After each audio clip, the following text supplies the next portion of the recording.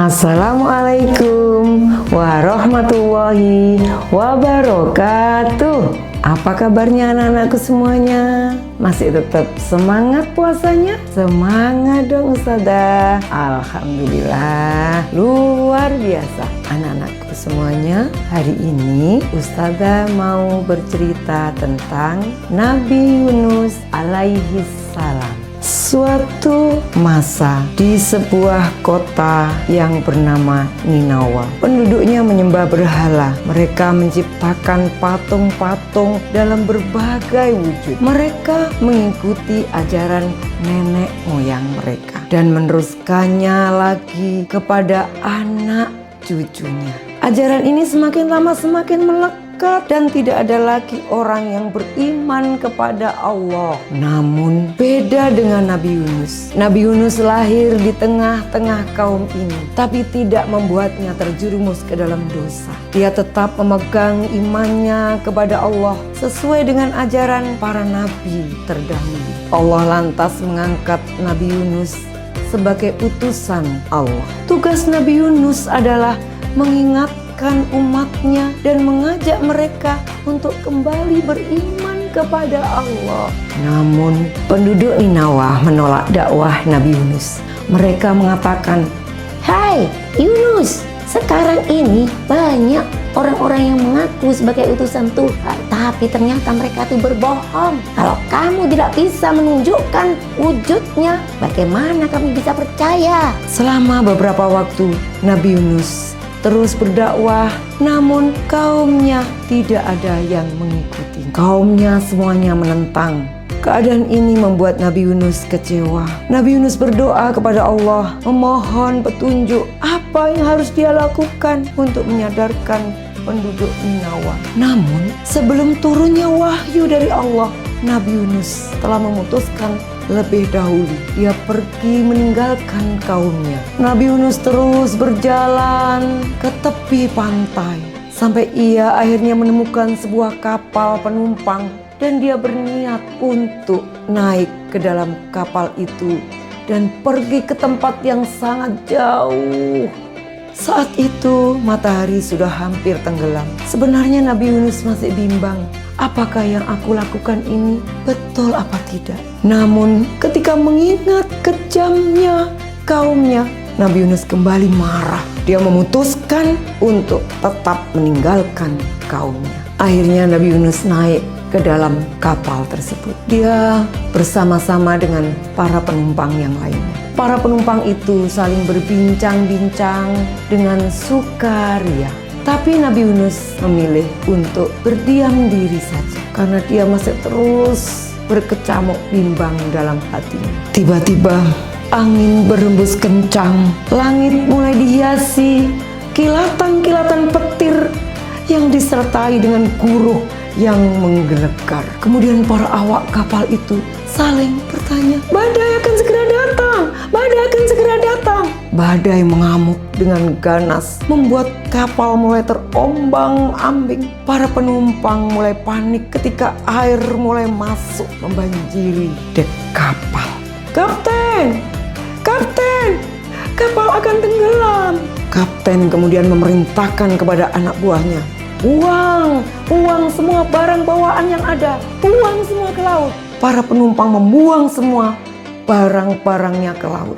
Meski barang sudah dibuang, kapal tetap terombang-ambing dan hampir tenggelam.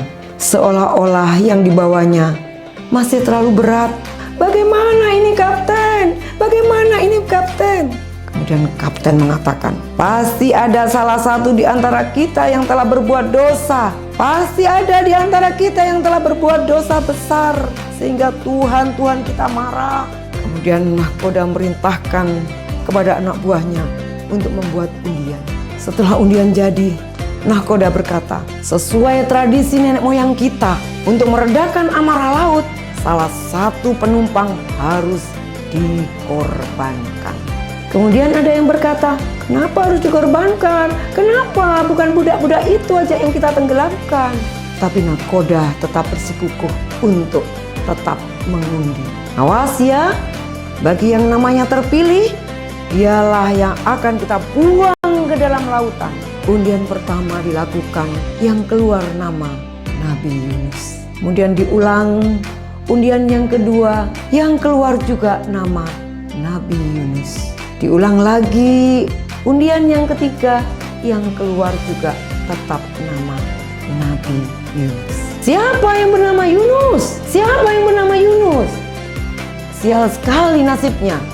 Nahkoda kemudian menarik undian yang ketiga sambil mengatakan, "Yunus, cepat kemari kau." Dan semua penumpang sepakat bahwa Nabi Yunuslah yang harus dikorbankan agar laut kembali tenang. Awak kapal itu berjaga-jaga, khawatir Nabi Yunus meronta, khawatir Nabi Yunus melawan. Namun Nabi Yunus tidak melawan. Nabi Yunus berpikir apakah ini merupakan teguran dari Allah karena ia telah meninggalkan kaumnya sebelum mendapatkan perintah dari Allah. Nabi Yunus berdiri di samping perahu, melihat lautan yang bergejolak dipenuhi ombak besar. Sungguh pemandangan yang mengerikan. Gelapnya malam terasa semakin mencekam. Nabi Yunus menutup mata dan memantapkan hati untuk melompat ke dalam laut. Dalam sekejap Nabi Yunus tercebur ke dalam air yang dingin. Saat Nabi membuka mata, terlihat seekor ikan paus yang sangat besar berada tepat di depannya. Ikan paus itu melahap dan menelan Nabi Yunus hingga jauh ke dalam perutnya. Kemudian ikan itu menyelam jauh ke dalam lautan. Nabi mencoba menggerakkan tangannya, menggerakkan kakinya, menggerakkan seluruh tubuhnya. Alhamdulillah, aku masih hidup. Namun kini Nabi Yunus terjebak dalam 3 kegelapan. Yang pertama adalah kegelapan malam, yang kedua adalah kegelapan di dalam perut ikan, yang ketiga adalah kegelapan di dalam dasar lautan. Nabi Yunus merasa sangat berdosa. Kemudian beliau bertasbih dan berdoa kepada Allah. La ilaha illa anta, tiada Tuhan selain Engkau ya Allah. Subhanaka, Maha suci Engkau. Ini kuntu minal zalimin. Sesungguhnya aku termasuk orang-orang yang menganiaya diriku sendiri.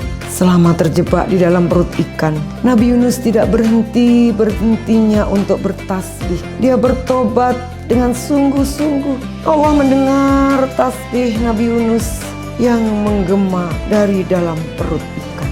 Sampai Arais pun bergetar. Kemudian para malaikat bertanya, "Ada apa ini? Ada apa ini? Ya Allah, ada apa ini ya Allah?" Kemudian Allah menjawab, "Ini adalah permohonan ampun hambaku yang bernama Yunus." Kemudian para malaikat itu memohon kepada Allah, "Ya Allah, ampuni dia ya Allah." Karena melihat kesungguhan itu, Allah memerintahkan ikan paus agar membawa Nabi ke permukaan laut. Ikan itu berenang ke sebuah pulau, kemudian memuntahkan dan mengeluarkan Nabi Yunus dari dalam perutnya.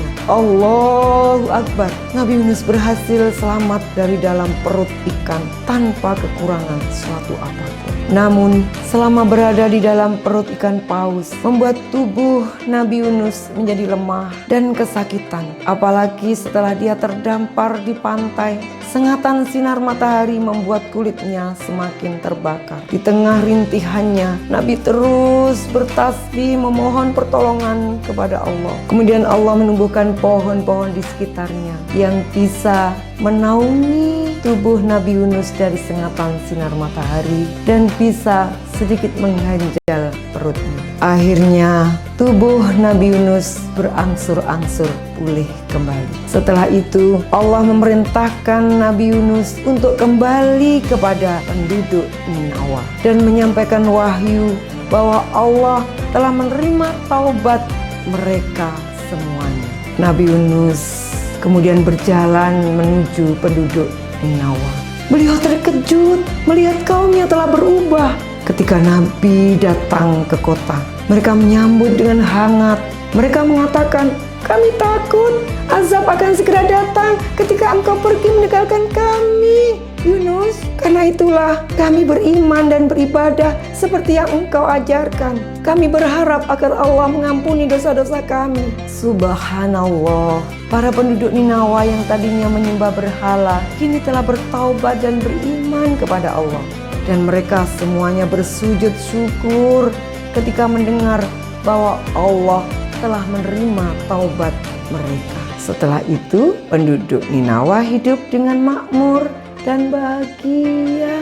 Nabi Yunus kemudian melanjutkan dakwahnya hingga beliau wafat. Nah, anak-anakku semuanya, kira-kira apa yang bisa kita ambil dari kisah tentang Nabi Yunus tadi? Yang jelas, yang pertama adalah kita harus sabar. Yang kedua, kita harus tabah. Yang ketiga, kita harus tetap beriman kepada Allah. Yang keempat, kita tidak boleh putus asa. Kita harus tetap semangat. Mungkin itu yang bisa Ustazah sampaikan pada hari ini. Insya Allah kita akan berjumpa lagi pada kisah-kisah yang lainnya.